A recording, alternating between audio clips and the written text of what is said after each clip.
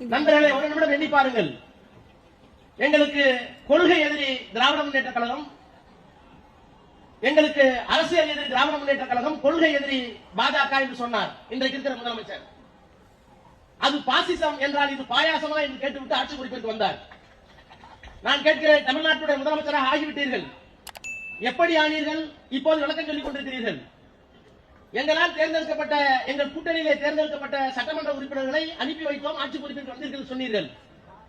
அதற்கு அவர் பதில் சொல்லிக் கொண்டிருக்கிறார், நாங்கள் அவர்களை அமைச்சர்களாக ஆக்கியிருக்கிறோம் என்று சொல்கிறார். அமைச்சர்களாக ஆக்குவதற்கு உங்களுக்கும் வெட்கமில்லை, அமைச்சரை பொறுப்பை ஏற்றிருக்கின்ற அந்த கட்சிகளுக்கும் வெட்கமில்லை. ரெண்டு பேருக்கு அரசியலில் வெட்கமில்லாத ரெண்டு பேர் சேர்ந்து கொண்டு நாங்கள் ஆட்சியை நடத்துகிறோம் என்றால் நாங்கள் ஏன் வருத்தப்பட வேண்டும்? ஆராசா அவர்களே, உங்களுக்கெல்லாம் கொஞ்சம் கூட மேடை நாகரிகம்னா என்னன்னே தெரியாதா? ஆல்ரெடி ட்விட்டர்ல ஒரு போஸ்ட போட்டுட்டு அறக்க பறக்க டெலீட் பண்ணீங்க. இன்னைக்கு அவ்வளோ பேர் முன்னாடி மத்த கட்சிகளை பத்தியும், இன்னைக்கு தமிழ்நாட்டை ஆண்டுட்டு இருக்க கட்சியை பத்தியும் இவ்வளோ தரக்குறைவா பேசிட்டு இருக்கீங்களே, நீங்கெல்லாம் என்ன ஜென்மம்? சொல்லுங்க சார், நீங்கெல்லாம் என்ன ஜென்மம்? அது என்ன சொன்னீங்க? நீங்க அனுப்பிச்சு வச்சு இங்க கூட கூட்டணி வச்சாங்க. அவங்களே வரும்போதே உண்மையா சொல்லிட்டாங்க, நீங்க எல்லாம் அனுப்பி வைக்கல, அவங்க எல்லாம் இண்டிவிஜுவல் பார்ட்டிஸ். அவங்களே முன்வந்துதான் எங்க அண்ணா கூட கை கோர்த்து இன்னைக்கு இந்த ஆட்சி வந்து அமைஞ்சிருக்கு. அதை மறந்துடாதீங்க. அதை விட்டுட்டு பழைய எப்படி ஆதி காலத்து அந்த கதையே இன்னமும் சுத்திக்கிட்டே இருக்கீங்களே. நீங்க தான் அனுப்பிச்சு வச்சீங்க, அதனாலதான் இந்த ஆட்சி இன்னைக்கு தவைக்க வந்து ஆட்சியே இருக்குன்னு சொல்லிட்டு இந்த கலர் கலரா கதை விட்டுட்டு சுத்துறதுலாம் இதோட நிறுத்திக்குங்க. அப்புறம் என்ன சொன்னீங்க? வெக்கமா இல்லையாவா? எதுக்கு சார் வைக்கப்படணும்? நாங்க எதுக்கு வைக்கப்படணும்?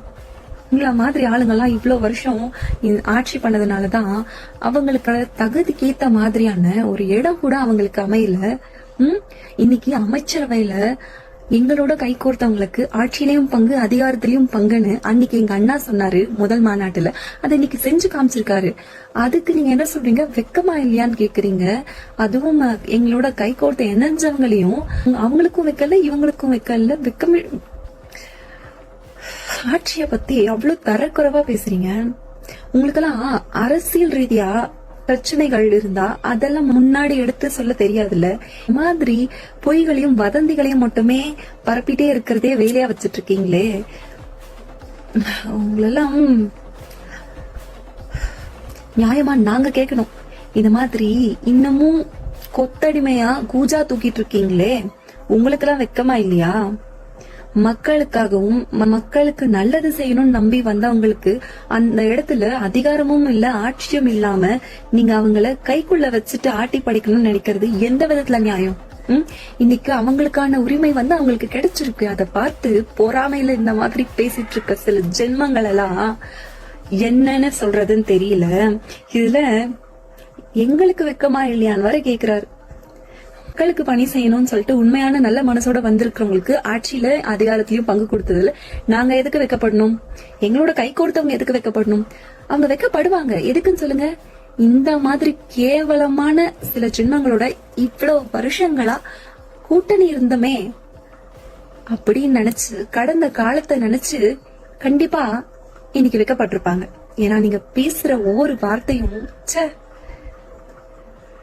உங்களுக்கெல்லாம் மனுஷங்களுக்கு என்ன மரியாதை கொடுக்கணும், அவங்களை எப்படி நடத்தணும்ன்றதெல்லாம் சொல்லி கொடுத்தா கூட திருந்தாத ஜென்மம். எனக்கு ஒரு விஷயம் தான் ஞாபகம். தூங்குறவங்கள எழுப்பிடலாம், ஆனா தூங்குற மாதிரி நடிக்கிறவங்கள எழுப்ப முடியாதுன்னு சொல்லுவாங்க. அந்த மாதிரிதான் நீங்கெல்லாம் தப்பா பேசுறீங்க அப்படின்னு தெரியாம பேசினா நாங்க தப்புன்னு சொல்றத நீங்க புரிஞ்சுப்பீங்க. ஆனா தப்புன்னு தெரிஞ்சேதான் அந்த மேடையில பேசிட்டு இருக்கீங்க. அப்படி இருக்கக்குள்ள உங்களுக்கு எல்லாம் எங்க இருந்து புரிய போகுது? நீங்கெல்லாம்